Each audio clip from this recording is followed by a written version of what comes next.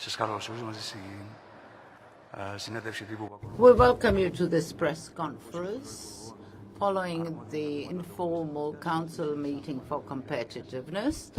We discussed industrial issues. The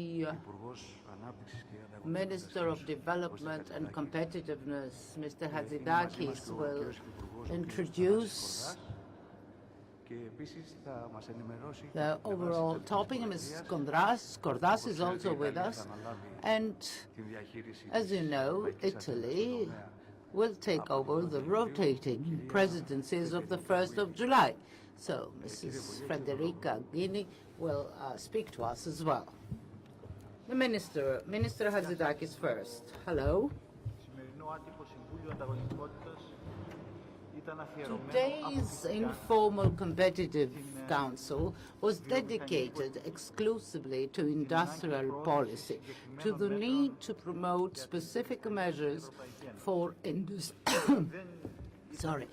industry in the European Union. It was not the first effort of the the Hellenic presidency on this issue. The Competitiveness Council of February in Brussels also dealt with this issue. It was discussed then, and so was also the case with the European Council of March, held again in Brussels. The European Council dealt with industrial policy. Why is industrial policy so important in our priorities? During recent years, Europe did not get sufficiently involved in its industry, did not support sufficiently its industry, and we paid the price. We lost jobs, we lost competitiveness. Since 2008, we lost 4 million jobs in European industry and 3 percentage units of contribution in the GDP, from 18% to 15%. This is why we need to review fully the policies that impact on industry in one way or another, in order to support European competitiveness and in order to identify more useful solutions to combat joblessness. During the informal council today, we agreed on 4 main conclusions, among other things. First, we agreed that the high energy prices are one of the most urgent problems to be solved that undermined the performances of our energy-intensive industries in particular. And there is need for an immediate response from the EU, and one of the main discussions following the plenary, one of the sessions, was dedicated to the challenges for energy-intensive industries. This session was chaired by Mr. Skordas, the Deputy Minister, and he will speak to us later about this. After Mrs. So, we also agreed that in order to promote a positive business environment while cutting down bureaucracy is indispensable if we are to gain competitiveness. Member States can certainly assume specific initiatives. We refer to our recent law for the simplification of the procedures foreseen for startups, for new businesses, for the setting up of them. Apart from national initiatives, There is no doubt that initiatives are also possible at EU level in order to cut EU bureaucracy, all the provisions that increase the cost for European businesses. So we need to perform what they call in Brussels fitness checks for our EU legislation, so as to reduce the burden, the administrative burden for companies. Thirdly, we also agreed that innovation and knowledge capital used certainly can lead us to the production of products with an important added value in order to compete internationally. This, in fact, for Europe is almost obvious. I mean, we have specificities, economic and business specificities, and we should certainly turn to such innovation. And so far, in recent years, the European Union has not been very performing in this field, with the exception of just a few countries, which have been very successful. So, we noted that there is a flourishing of startups in Greece, innovative startups. And this is one additional reason for which we are promoting specific measures, as you know, in cooperation with the Israeli agency YOSMA, so that innovation as a policy may be implemented in practice, and this very soon, with considerable benefits for our economy. Finally, fourth item on which we agreed that industrial competitiveness must be integrated as a priority in all fields of policy. There should be a mainstreaming with the contribution of the general directorates of the EU, so as to have a horizontal and single approach. We are not trying to instruct anybody. We just gave an example from Greece. We set up a joint ministerial committee for industry. And this is something maybe that would be useful for Brussels in order to coordinate similar policies so as not to have a conflict among policies. So we discussed this matter during lunch. Mrs. Guidi spoke extensively on this, on governance and mainstreaming, and spoke of the measures to be taken and of the coordination among policies. So, as regards Greece, we are still trying hard in this field. There is on May 26th, we have another council meeting that is not dealing with industry, but with similar issues. So I would like now to give the floor to Mrs. Federica Guidi, a newly appointed minister of the Italian government. She was appointed a few weeks ago. And I would like her to tell us about her positions and the priorities of the Italian presidency. Thank you very much. And first of all, I would like to thank the Greek presidency and my colleague, Minister Hatzidakis, for his works, the very hard job that he has done. And of course, we are ready to take over the considerable works that you have carried on and during the last 6 months, and we will be another Mediterranean presidency after the Greek one, so probably we will in any case of course, will receive your support in our next 6-month period.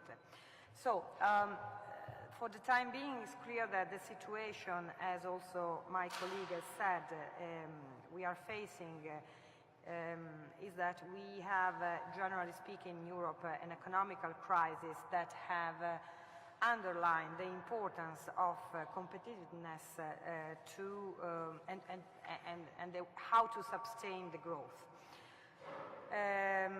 Of course, this is something that the European EU should try to improve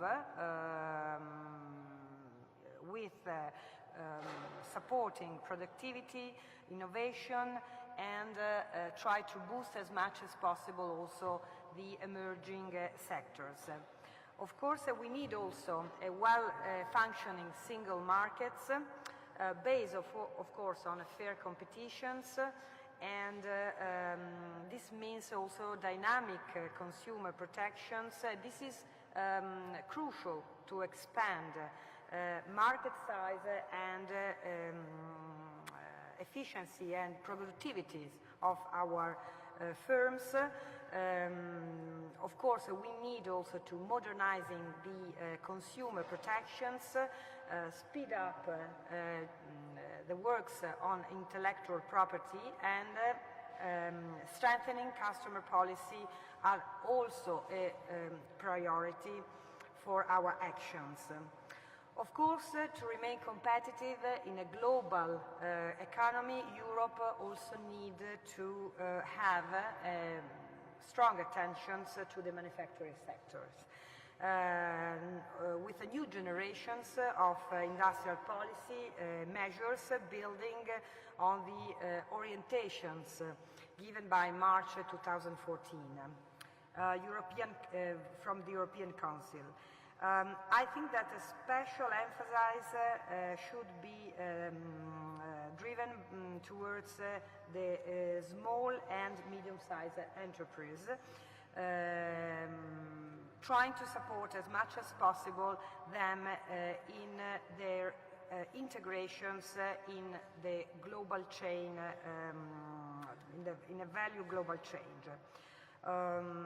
Of course, the competitiveness means also innovation and knowledge, and also supporting the implementations of some important instruments like Horizon 2020, and trying to use as much as possible all these kind of instruments in order to support the maximum knowledge, the maximum innovation plans, mainly on the medium-sized company and on the startup point of view. As far as our, let me say, priority for the presidency is concerned, but of course the industrial policy program is focused on an integrating industrial policy approach of all policies and instruments impacting on the competitiveness of European industry. And the small and medium-sized enterprises are the core of the industrial policy presidency program as a strategic element among global value chains. So I think that we will support as much as possible as Italian presidency on the basis of the Commission communications for the European Industrial Renaissance, will asset progress in the implementation of European Council mandate to the Competitiveness Council. And of course, I think that we will try to stress as much as possible that all the Competitiveness Council indications will deal also with the macroeconomics aspects of the growth and jobs 2020 strategies. That means to try to have and to support as much as possible, also increasing as much as possible the role of the high-level group on the competitiveness and growth, delivering, monitoring some kind of actions towards the industrial policy input to the Council. I think that the impact of the competitiveness proving is very important. We have to try to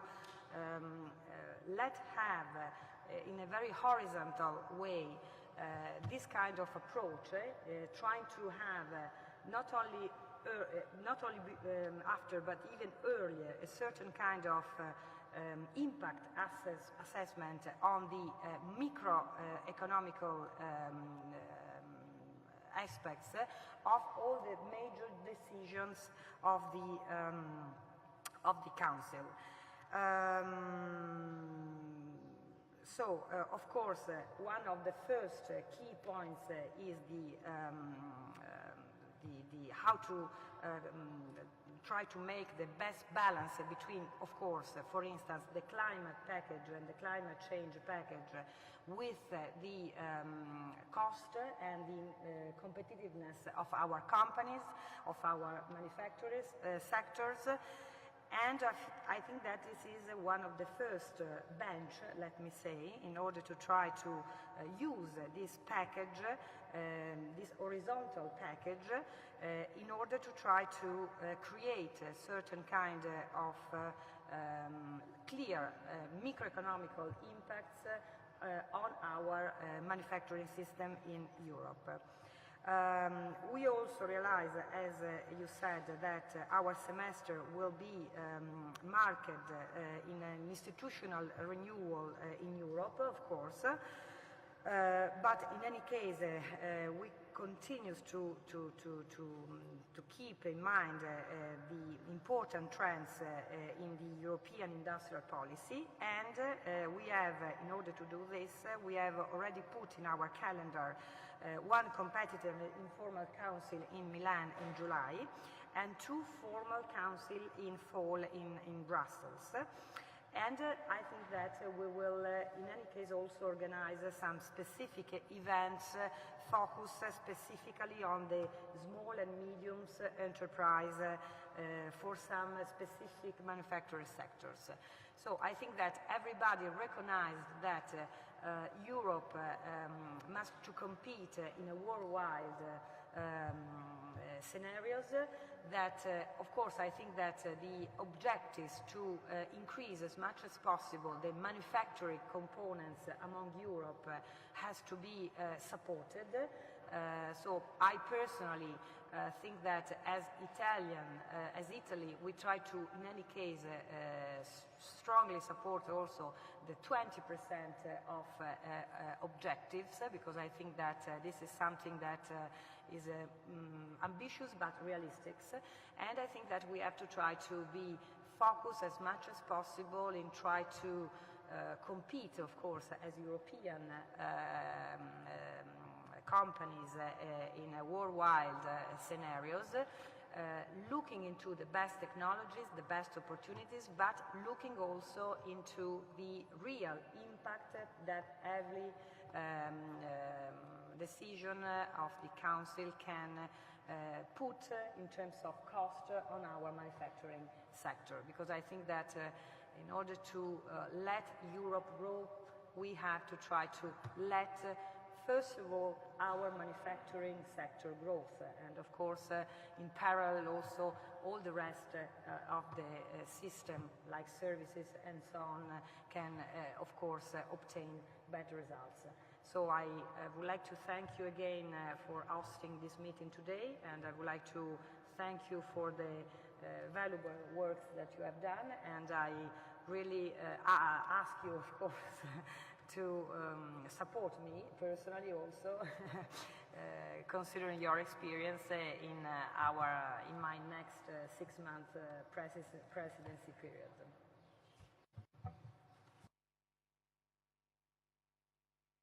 Thank you, Mrs. Guidi. Thank you for being here. Thank you for your contribution.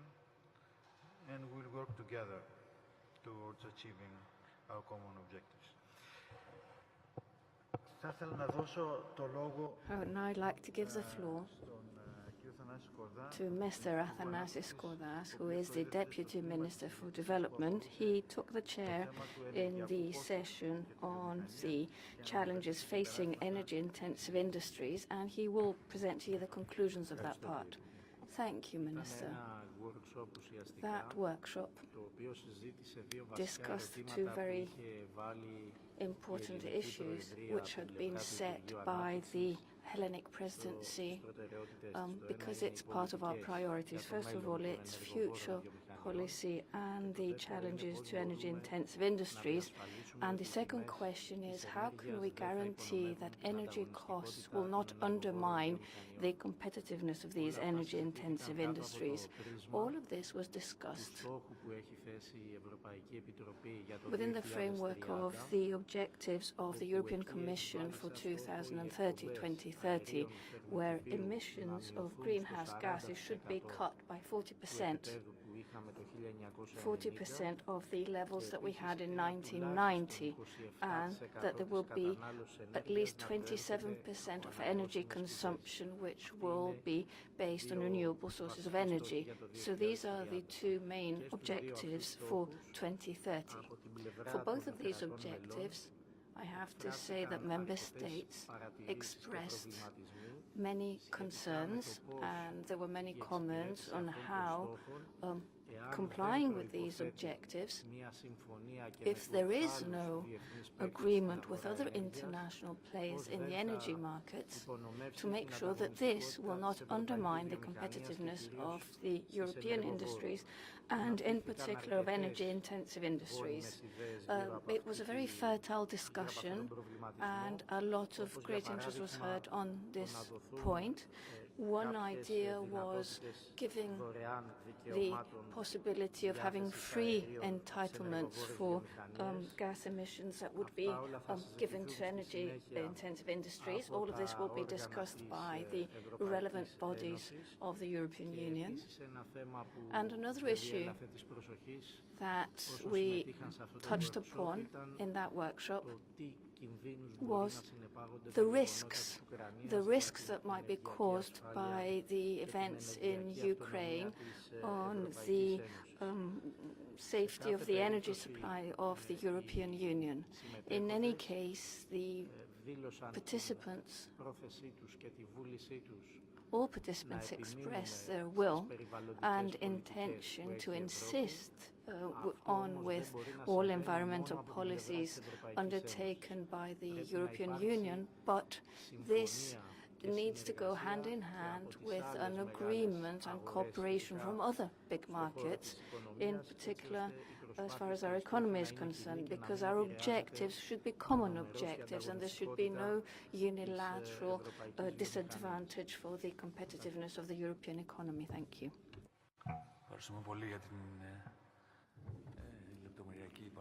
Thank you very much for the detailed presentation of your discussions. Any questions? Fourth row, I see a hand.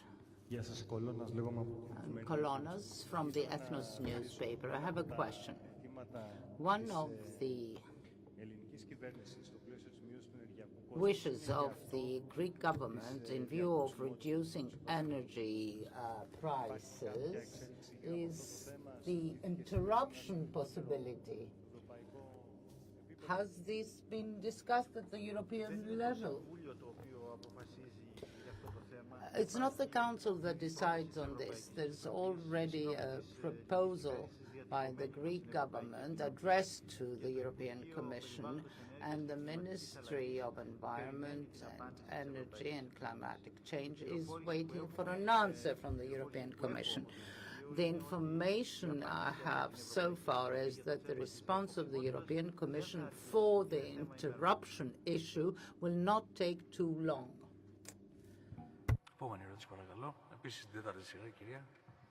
The lady. Good afternoon. Kathimerini newspaper. I have two questions. You said, Minister,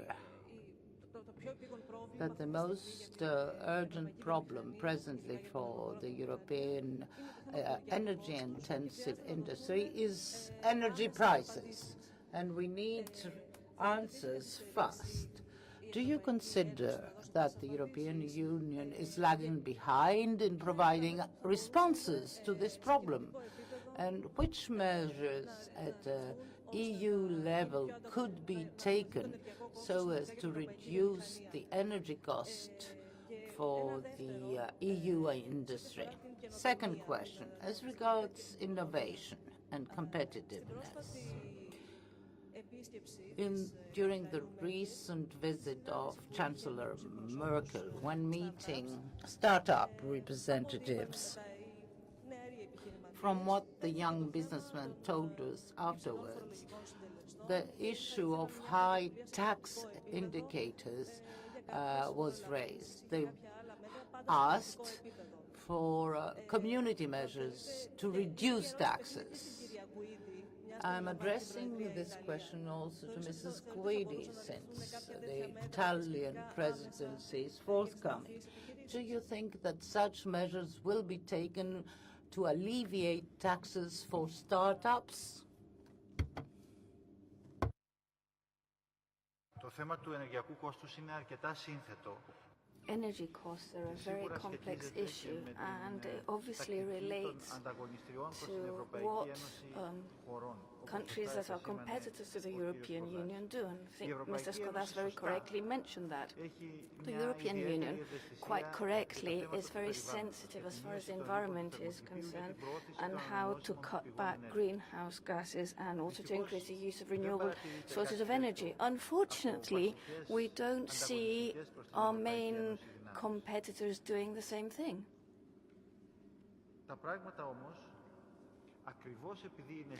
But because this is a very complex issue, we also have the possibility to reach our objectives and reach solutions through other paths. We are discussing with other countries on the international arena various trade issues. So we have international trade agreements under negotiation. I'm not going to propose strategies right here, but it is true that the European Union has the arms in its arsenal that it could use in order to lead our competitors to also deal with this issue in a different way than they have done in the past. But it's also in the hands of the European Union.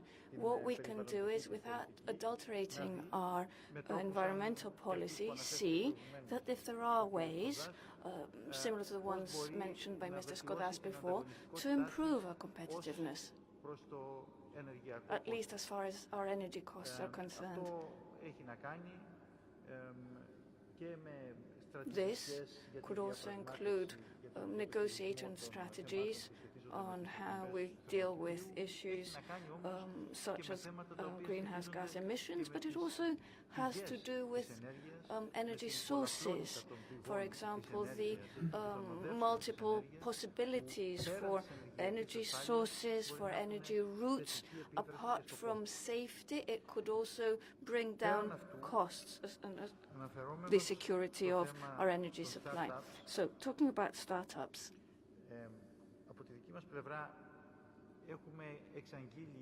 we have already announced that there will be a package of measures that will be very concrete, which means a biggest share during the new programming period in the new NSRF.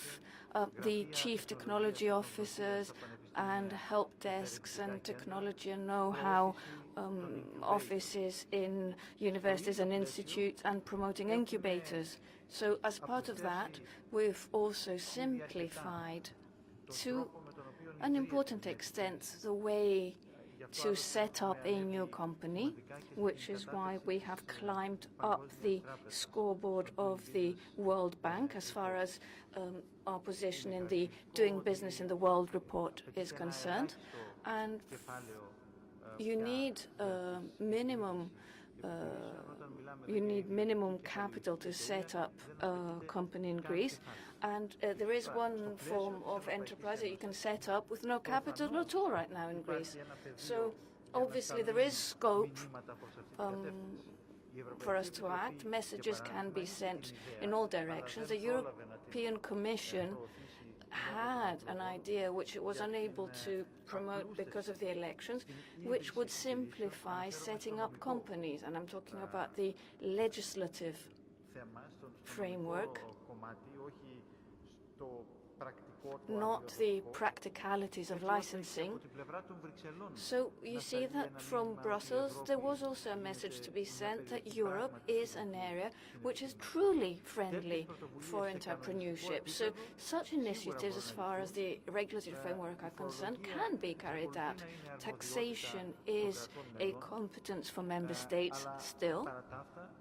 But in spite of that, within the context of promoting policies that favor competitiveness, obviously it is an issue that we should be looking at the European level.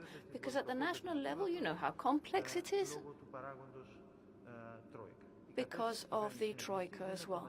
You know what the government aims for, and the Deputy Minister for Finance did make a statement on Sunday. I leave it at there. Mrs. Guidi, you have the floor. But I think that, of course, also from my point of view, there's some competence that we can share at the European level and some other that each single state can take in respect to the startup. My personal point of view is that we have to try to do as much as possible in order to create a certain kind of package to support all the startup initiatives. For instance, in Italy, we already have a certain level of incentives for the first 3 years that we have on the startup, for the startup. I personally think that in any case, also in Italy, we have to try to do much more. And I think that hopefully we have also to try to do something on the bureaucracy point of view in order to let them have some kind of easier way to be to manage the bureaucracy and to manage all the necessary authorization and so on. So I think that we can work together in order to try to have from also on the European level, on the Commission side, a certain kind of more measures in order to support all the startup initiatives, considering the different possibilities to work on the European base level or on the national one. Άλλη ερώτηση στην κυρία στην τέταρτη σειρά. Any other questions? Yes, the lady. Euro Today. You said before that since 2008 we have lost 4 million jobs in Europe and an important share of the GDP. My question is addressed to both ministers, the Greek and the Italian. How are we going to recover the lost ground on the world market? The European industry seems to be very tired and cannot follow the rate of progress of the international market. When do you think, and how long will you be able to cover these lost jobs? Second question, the construction sector. It is important. Could you explain what you mean by this? Thank you. Sorry, because I have to leave, and so, but in order to recover some million of employees, people, unfortunately, I think that there's no easy way no easy instruments to put in place. Nevertheless, I think that, of course, all the issues that we have also today analyzed in terms of competitiveness, growth, and fair competitions between Europe and the European manufacturer sector and all the rest of the world means that we have to strongly support all the possibility that we have in order to let our company growth and be prosperable. Of course, there's no other major actions that we can take apart from support the companies and let them growth and have the necessity to have more employees. So I think that this is the most important and crucial things to do.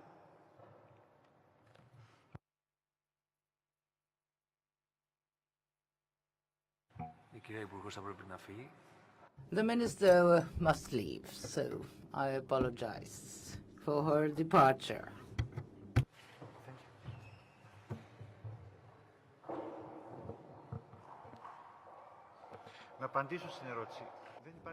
Let me answer your question. In fact, there is no single answer. If we are to tackle competitiveness, we have to fight on various fronts. Decrease energy cost. 2, promote innovation. 3, cut bureaucracy. 4, train skills. 5, funding, access to funding. And at a different level, we also need coordination of policies so as to avoid conflicting action. The proposal of the Commission was to set a target for 2020, namely from 15% of the GDP, which is the share of industry, to increase to 20% at the European level. The percentage in Greece is 9%, the share of industry in the GDP. This proposal did not receive the necessary consensus at the Council level, and this is why today Business Europe and the ministers brought back this issue to the forefront. Independently of the targets, there is no doubt that we lost a lot of jobs in industry. This was due because we lost competitiveness. This is sure. And furthermore, it is also sure that we need to take action immediately so. To support a healthy industrial policy is a precondition for job creation.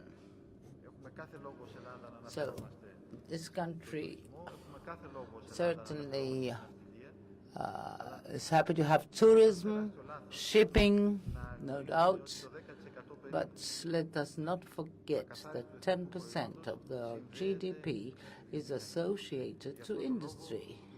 So this is the reason why we set up the Joint Ministerial Committee for Industry, not only in order to convey the message that we are attentive to industry's needs, but also in order to obtain tangible results. And I'm very happy. Things are moving as regards the energy cost. Thank you.